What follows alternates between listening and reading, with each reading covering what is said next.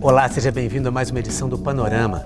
Faltando menos de 2 meses para as eleições municipais, candidatos a prefeitos e vereadores em todo o país intensificam suas campanhas na tentativa de conquistar os votos dos eleitores indecisos.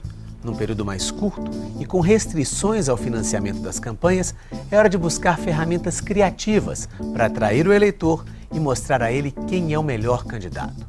Dentro desse contexto, o Panorama de hoje quer saber qual vai ser o papel da internet nessas eleições, como os candidatos estão usando as ferramentas virtuais para se comunicar com os eleitores e de que maneira o bom ou mau uso das redes sociais pode influenciar o resultado das urnas.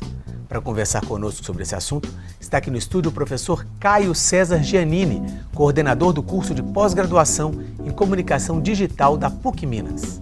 O Panorama já está no ar.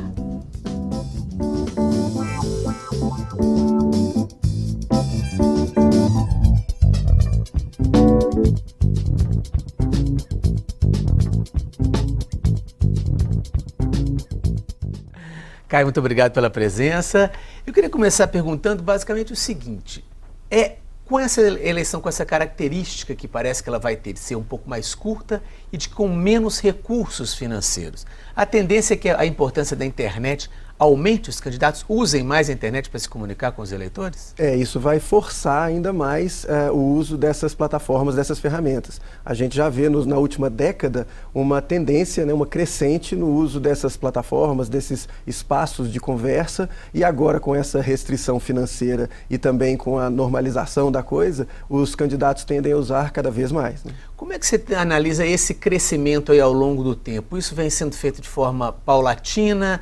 A gente pode citar casos em que a internet foi melhor usada ou usada de forma equivocada em outras eleições passadas que possam servir para essa eleição? Olha, ela está sendo usada de uma maneira cada vez mais ampla, mas os candidatos estão aderindo cada vez mais.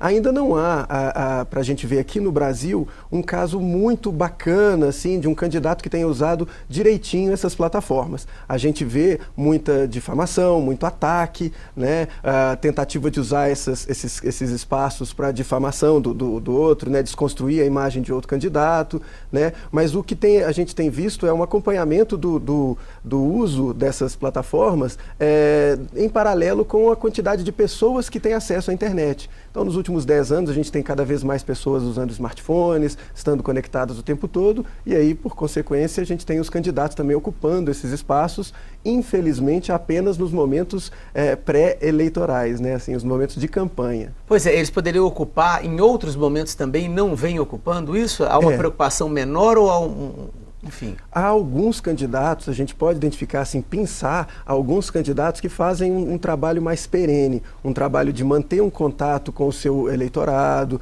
com a sua base, com as pessoas que eles representam, isso ao longo dos anos. E isso é o que é mais bacana desses espaços, porque proporcionam diálogo, proporcionam aproximação. Então, você vê alguns exemplos, mas o grosso é de gente que aparece, de quem você nunca ouviu falar, pessoas que aparecem justamente nesses períodos pré-votação. Uhum. A gente tem várias ferramentas hoje. Você tem o Facebook, que é um tipo de plataforma, tem o WhatsApp, que é outro tipo de plataforma, o YouTube. Tem alguma forma específica de utilizar melhor um tipo de plataforma ou outra? Alguma característica de um ou de outro que a gente possa citar? Olha, o YouTube, por exemplo, ele é uma plataforma muito interessante para você trabalhar a sua imagem no geral.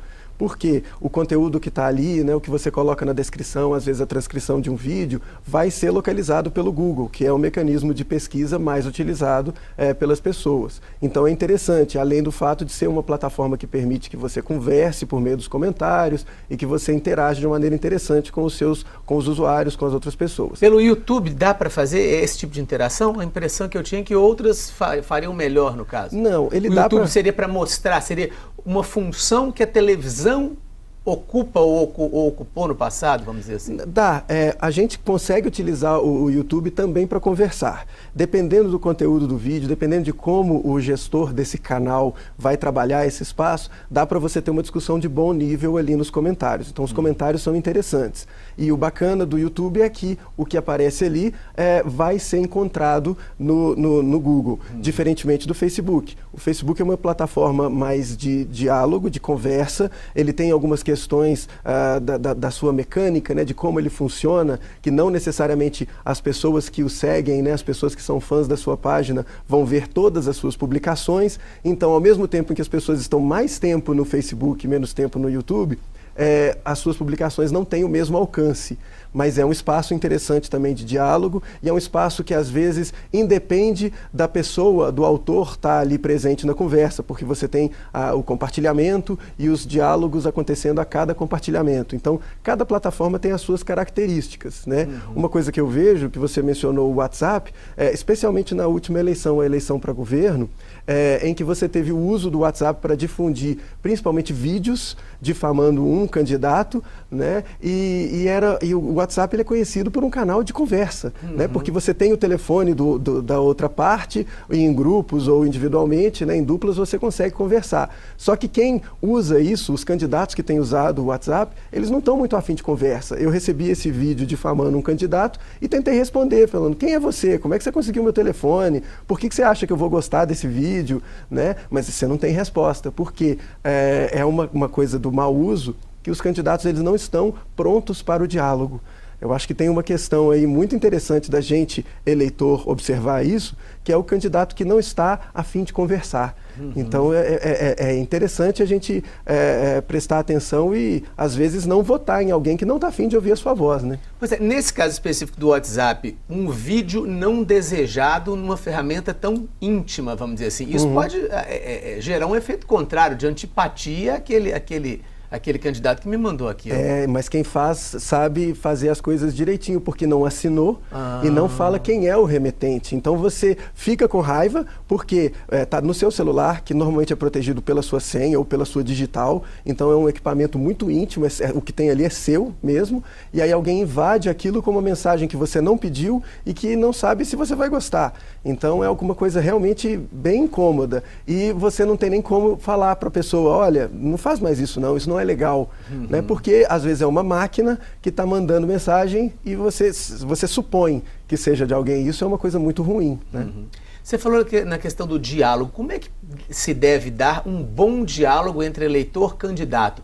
Porque, vamos dizer assim, quanto mais eficiente for a ferramenta, ou seja, quanto mais ele conseguir dialogar com as pessoas, mais gente vai estar dialogando. Sim. E aí mais difícil dialogar com todo mundo. Como conseguir responder, individualizar, coletivizar? Como é que seria isso? Olha, vamos olhar para fora, vamos olhar as campanhas do Obama para a presidência, que ele tem um alcance muito grande e usou de uma maneira bem interessante as plataformas sociais.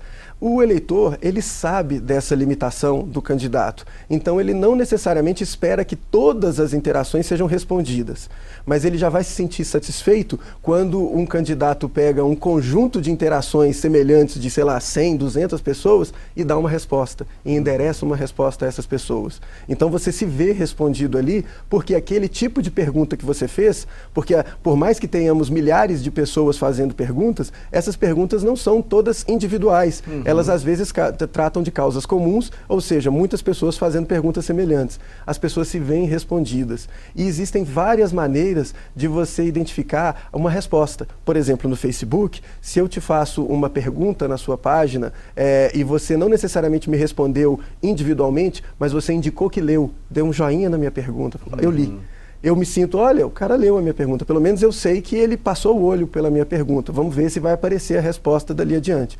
E se aparece, às vezes, uma outra postagem reunindo um monte de perguntas e ele respondendo essas perguntas, pode ser interessante, né? E como se defender da propaganda negativa, desses ataques, por exemplo, alguém manda um vídeo difamatório de um candidato X.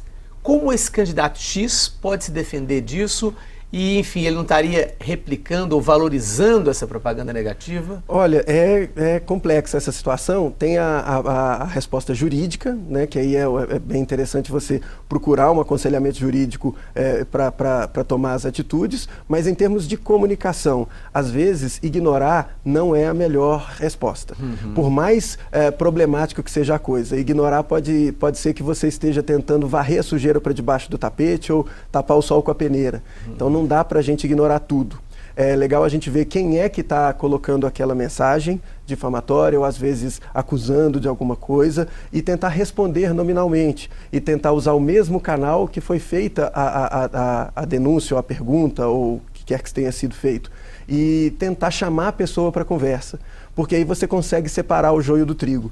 Na internet a gente tem muitas pessoas que estão ali apenas para odiar. Elas vão reclamar de tudo que você coloca, elas vão tentar denegrir ou diminuir tudo que você fala.